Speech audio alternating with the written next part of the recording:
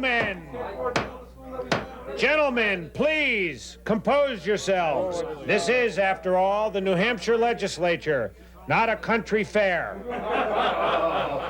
We have before us a proposal from Mr. Sylvester Marsh requesting permission to build a railway to the summit of Mount Washington.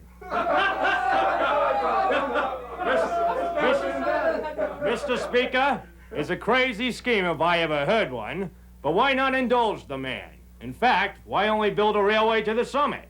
I submit we let him build a railway to the moon.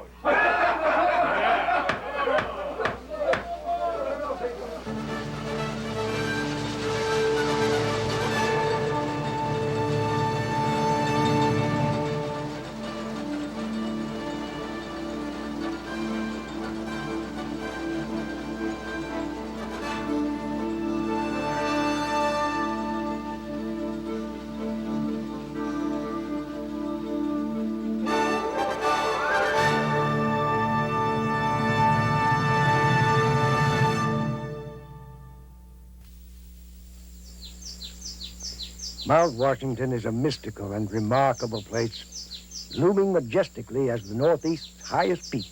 It is the birthplace of legends and the location of one of mankind's most unique and enduring inventions, the Mount Washington Cog Railway.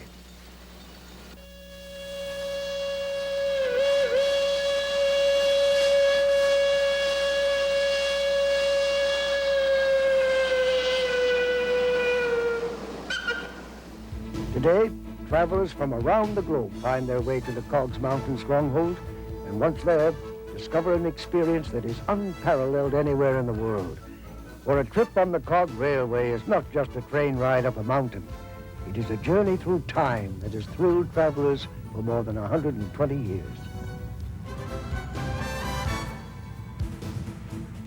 Winter snows blanket New Hampshire's presidential range for nearly 6 months of the year.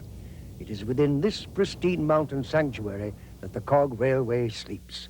It waits only for the warmth of spring to melt its frozen world, giving the signal to again begin the ritual ascent to the summit. It might seem an inhospitable place to test man's puny inventions against nature's limitless strength, but it is in fact the place where Sylvester Marsh threw down his gauntlet to challenge the elements. Marsh was born in Campton, New Hampshire in 1803 and made his fortune in the meatpacking industry. Though blessed with an inventive mind, Marsh little suspected his most famous invention and claim to immortality would not come until he was nearly 60 years old. It was in August of 1857 that Marsh decided to ascend Mount Washington on foot. During this climb, he and his companion were caught in a storm and darkness fell quickly. Climbing on blindly, the exhausted men finally stumbled upon the tip-top house and there spent the night.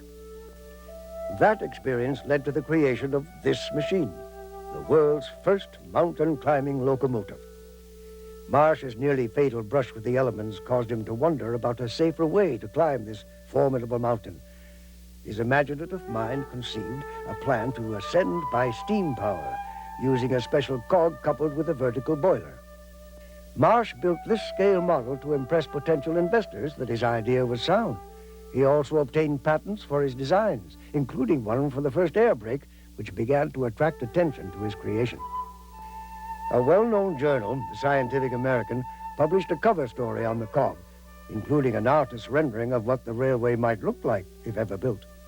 The popularity and fame of Mount Washington continued to spread as the opening of the carriage road in 1861 made the summit somewhat more accessible. Marsh continued the relentless, obsessive pursuit of his goal. From his initial, somewhat humiliating appearance before the legislature in 1858, through the Civil War and beyond, he never gave up. With $5,000 of his own money and $15,000 raised from investors, he formed the Mount Washington Steam Railway Company. Marsh's dream took shape. The project moved ahead step by step, with base buildings and a short trestle being built from timbers cut on location. Progress was slow. All materials had to be shipped by railroad to Littleton, some 25 miles away, and then hauled by teams of oxen to the base.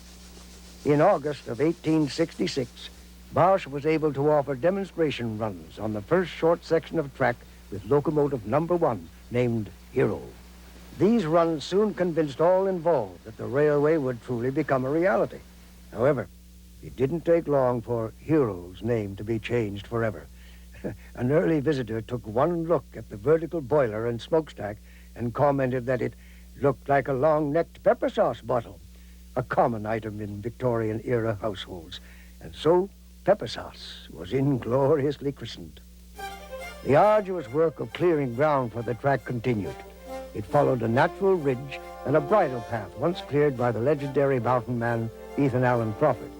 Carving its way into the landscape, the cog moved inexorably toward completion. One by one, the voices of ridicule turned to praise as Marsh's dream came true. The world's first mountain climbing railway was precedent-setting in nearly every way. State-of-the-art technology was being created with every step as these pioneers moved ever closer to their goal. Here on Jacob's Ladder, the trestle reaches its steepest grade at an incredible 37.41%, as astounding today as it was in 1869. This man, Walter Aiken, was to play an ever-enlarging role in the Mount Washington Cog Railway. This engine, which was Aiken's version of pepper sauce, did not perform as well. It was later reconstructed and named the George Stephenson. As the trestle reached the top of Jacob's Ladder, trains began to run to that point in August of 1868. However, severe weather would prevent completion of the line until the following year. Finally, on July 3rd, 1869, the Cog Railway was finished. It took 700,000 feet of timber, 231 tons of iron, $125,000, and one man's eternal optimism to complete. Engineering, as well as the unquenchable human spirit, had combined to create this marvel of its age. As unlikely as it might once have seemed, Sylvester Marsh had built his railway to the moon. The Cog Railway fast became the brightest star in the North Country. The White Mountain region was now a destination resort area, with luxurious grand hotels, incredible natural beauty, and its one-of-a-kind rail line. It wasn't long before the world began to beat a path to the Cog's door. When the prestigious periodical Harper's Weekly ran a major feature on the Cog in August of 1869, the population at large began to hear of this extraordinary invention and majestic landscape. These journalists were among the earliest to savor firsthand the wonderment that millions would experience over the ensuing century.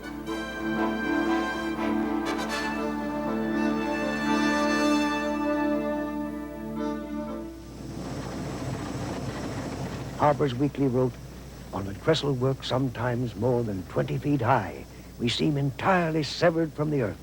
The stoutest of the party looks a little pale, but we feel the firm grip of the cog upon cog, and still up we go.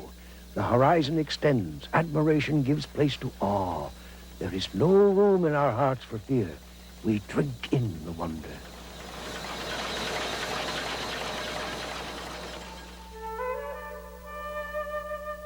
Another of those drawn to the Cog and humbled by the grandeur of the experience was President Ulysses Grant. On August 27, 1869, Grant, along with his wife and son, ascended Mount Washington. The president seemed to gain a sense of perspective from his time on the summit. "Man seems so small when you look at the universe," he observed.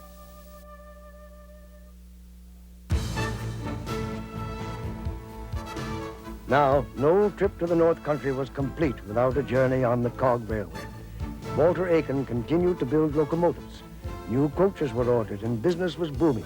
P.T. Barnum called the Cog journey the second greatest show on earth. The nation and the Cog began an era of prosperity that would carry it well into the next century. The Cog Railway was here to stay.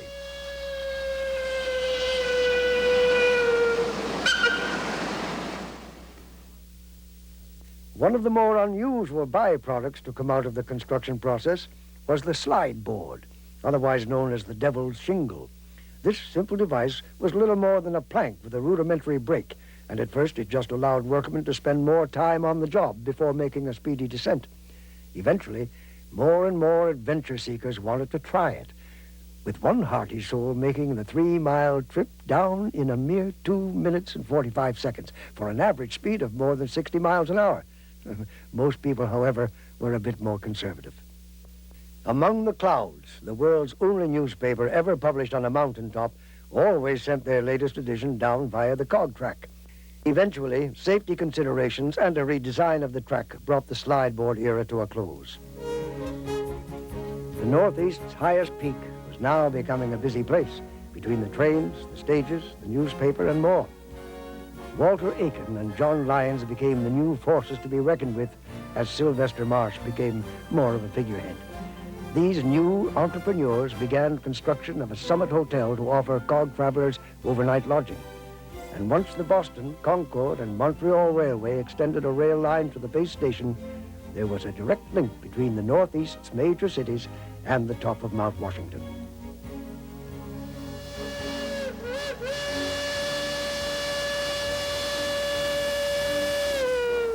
One of the most enchanting aspects of the cog railway is that today's travelers can experience precisely the same sensations that were offered way back when. In fact, a recent commemorative celebration created a wrinkle in time of sorts as the Victorian era came back to life. I'm very curious to see how this Sylvester Marsh's contraption is going to get us to the top myself.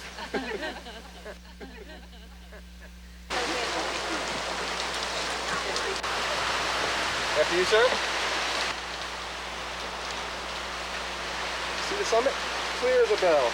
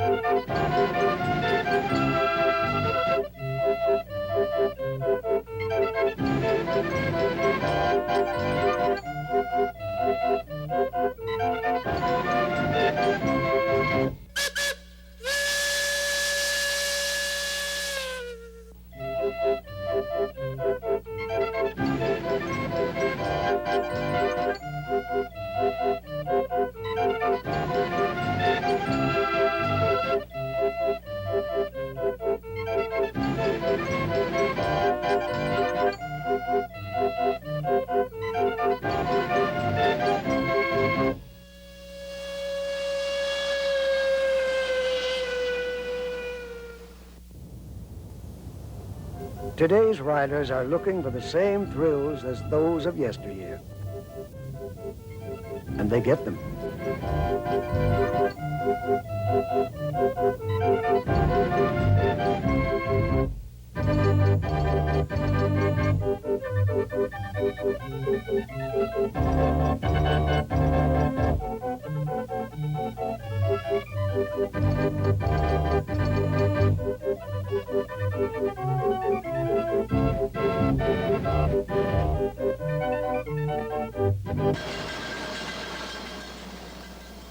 More importantly, today's owners and crew take responsibility for the public safety as seriously as their predecessors did.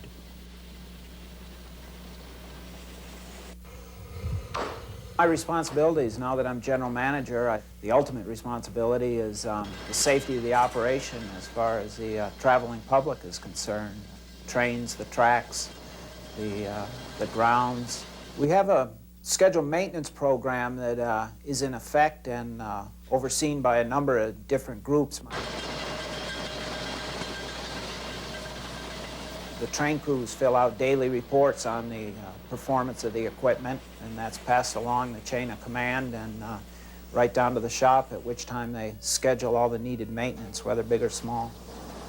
The state of New Hampshire plays a role in the inspection process here at the COG, and we inspect the boilers every year, the running gear on the locomotives and coaches, and then also the track is under constant check. I would say 8 times a year a state inspector comes up and walks the track and makes recommendations.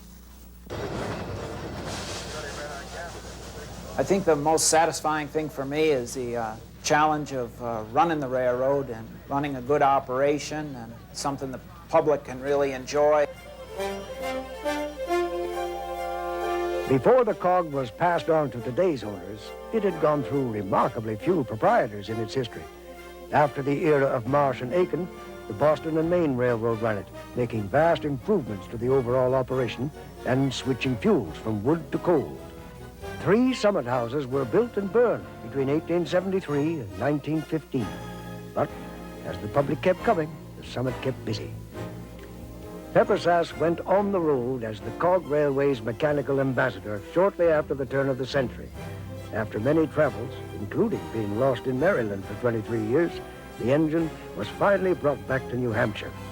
The idea of bringing the long-retired Peppersass out for a commemorative run in 1929 was cause for great interest among the press and public. Large crowds turned out, only to bear witness to a crash that marked the engine's last run. Eventually, Peppersass was rebuilt and put on permanent display at the base station to await the day when its whistle might again echo through the hills. The 1929 accident combined with the Great Depression to spell hard times for the cog. When the Boston and Maine Railroad was seeking a new owner, this man, Colonel Henry Teague, was able to expand business through innovative marketing efforts in spite of the economy. Henry Teague was on a trip recruiting summer help when he met Arthur Teague, then a college senior. The two were not related, but would share an even greater bond, the love for a railway. Arthur Teague, a man destined to be the next owner,